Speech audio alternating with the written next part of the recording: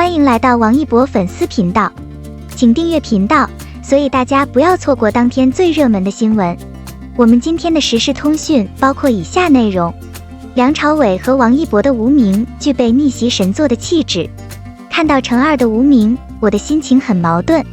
首先，他很有趣，值得进一步研究，与程二的气质相呼应。影片充满了紧张的神秘和尔虞我诈，却又不失冷静。有可能你第一次看的时候看不懂，但在随后的观看中，你会发现这部电影充满了各种类比、隐藏的含义和迷人的笔触。也就是说，这部电影有两种截然不同的味道，第一种是纯粹的娱乐，第二种是生存的苦涩现实。稍后我们将探讨原因。然而，在看到电影的票房数字后，我不禁感叹和遗憾。春节档预售刚开始的时候，我记得无名是第一个吃香的，它的预售票房率先突破100万美元，成为春节档的领头羊。尽管无名在首映前受到了多种方式的压制，但影片有限的上映时间表最终导致了它的逐渐衰落。这部电影在影院上映3天后仅赚了3亿多美元。虽然比不上《流浪地球2》这样的科幻片，但票房数字却让不少人感到低落。在我看来，这种口径的电影不应该以这种方式被遗忘。不少观众表示看完《无名》后有烧脑的感觉，发泄心中的不满。事实上，我想说的是，你不喜欢这部电影，并不是电影的错，而是你自己缺乏理解力。那双敏锐的眼睛可以定位。可以肯定的是，由梁朝伟和王一博主演的《无名》将成功发起反攻，并最终成为邪教的最爱。程二导演讲故事的新手法，要想充分体验《无名》，在出发前熟悉程二很重要。他不是那种随波逐流的电影制作人。到目前为止，程二导演的电影只有4部，包括《无名》，1999年程耳执导的短片《罪犯》，该片是程耳导演学位的毕业作品。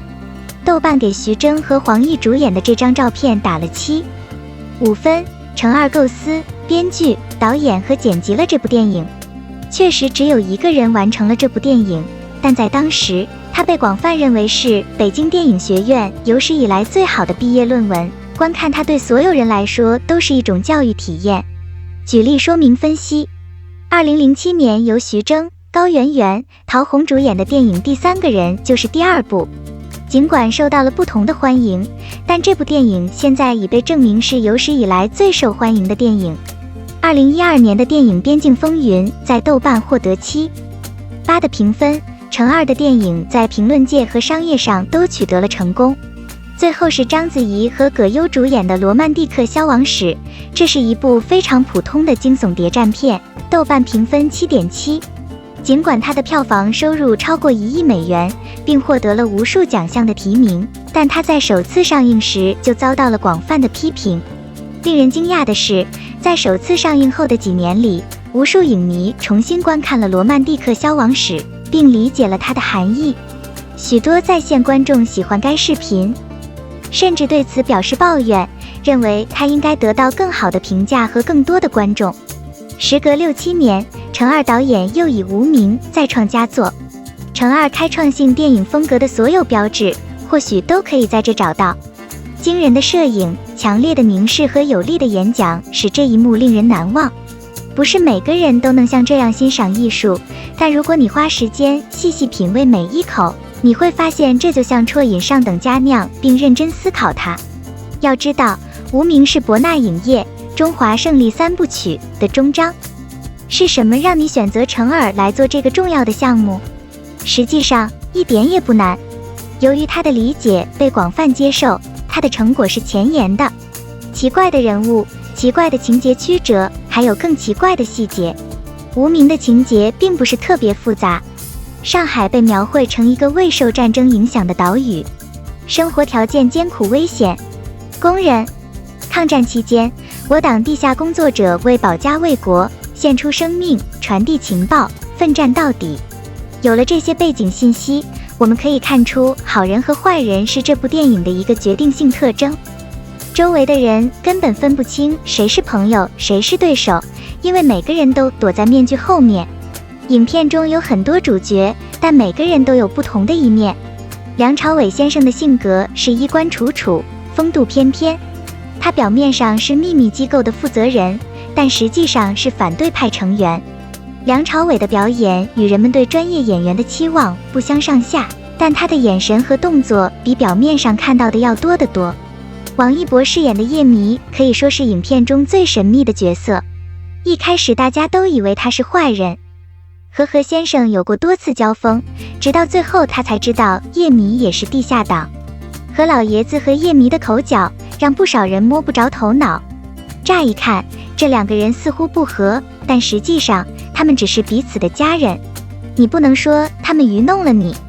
的确，很多地方都能找到线索，只是你都忽略了。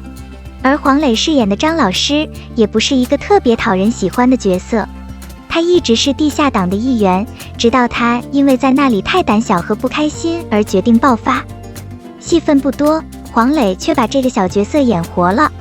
还有大鹏饰演的特工唐部长，就是个彻头彻尾的傻子。王传君对特务的刻画令人深恶痛绝，令人反感。江疏影的性格是名媛，乍一看是唐部长的女朋友，其实是屡次对他下手的暗中。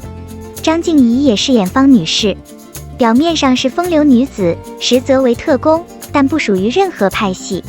你会感觉到这些人物在白天是人，而在晚上，根据他们所处的位置，他们会变成幽灵。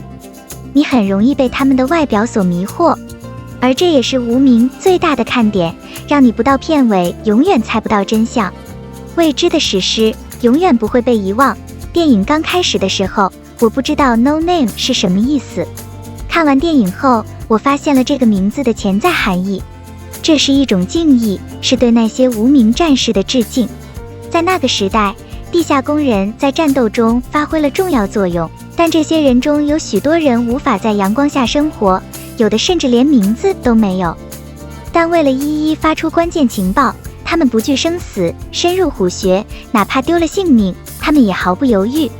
然而，我们只看到成功的结果，却很少有人记得他们的存在。白居易的《琵琶行》中有一句很有创意的话，叫做“无声胜有声”。在我看来，这部电影是没有明帝的明帝。无名氏是一部关于未知的史诗，是那个时代的挽歌，不是典型的谍战片。铭记历史，莫小看无名英雄。最后，我有 N 个理由相信无名会在时隔多年后逆袭成为经典。只可惜现在知道的人已经不多了。感谢您观看视频，请订阅我们的频道以支持我们。